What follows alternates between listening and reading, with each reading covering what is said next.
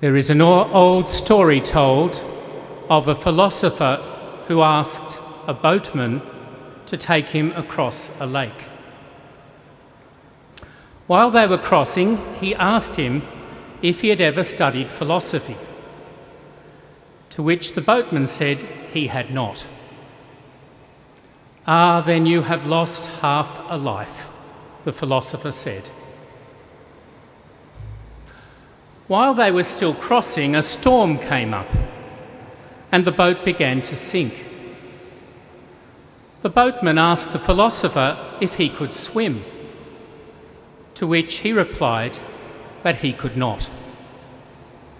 "Ah," replied the boatman, "then you have lost a whole life." The story might seem to poke fun at philosophers, or indeed all impractical academics, even all teachers. For as the saying goes, those who can't teach. But the fact is that both our interlocutors were right. The philosopher knows the importance of truth and goodness and beauty if life is to have purpose and ultimate fulfilment, as all your teachers know. While the boatman knows that all this thinking is useless without practical application. Contemplation without action has no body. Action without contemplation has no soul. Today's recipients of the Archbishop's Awards for Student Excellence all exemplify the coming together of these two dimensions of the Christian life in the real lives of a young person from each of our schools. You have all reached the end of 12 years of schooling and have learnt along the way to reflect upon what is really important in life and to set about achieving it. In the process of living your beliefs and values, you deepen your faith. In the process of reflecting upon your beliefs and values, you are driven to express them in new and better ways. In the process, you have led by example, inspiring others around you to reflect and to act.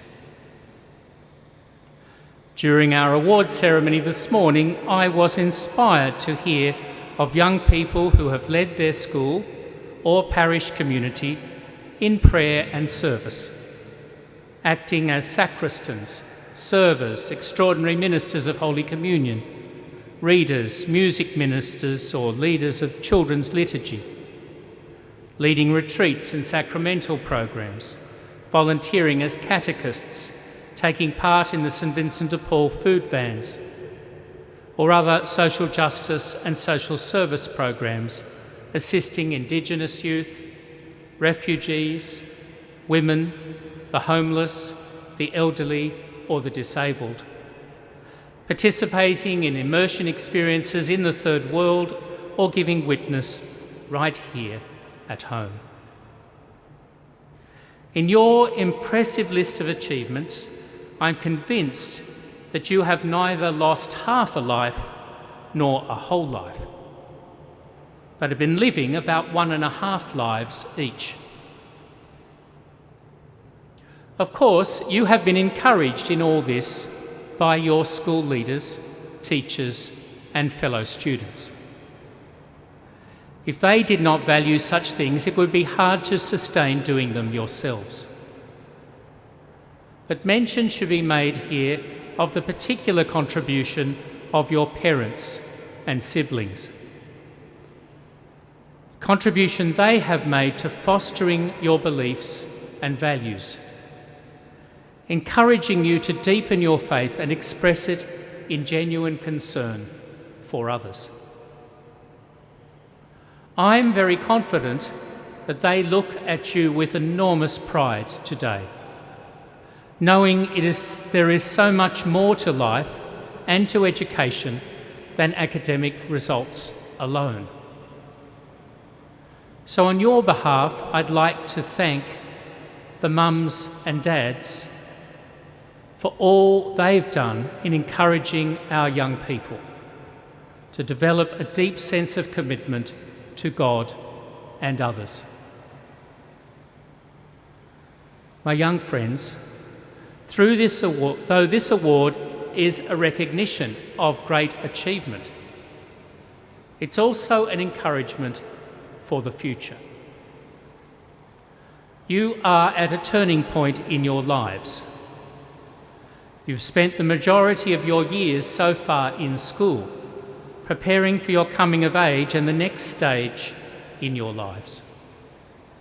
Of course, you've not just been preparing, you have already been living your lives, and living them well, as we heard this morning. But now you are on the cusp of something new, building on what has gone before. You must make important new choices about studies, work, relationships, commitments. I trust this award may serve as a reminder to you that the context for those big choices must be your life of faith in God and service to others.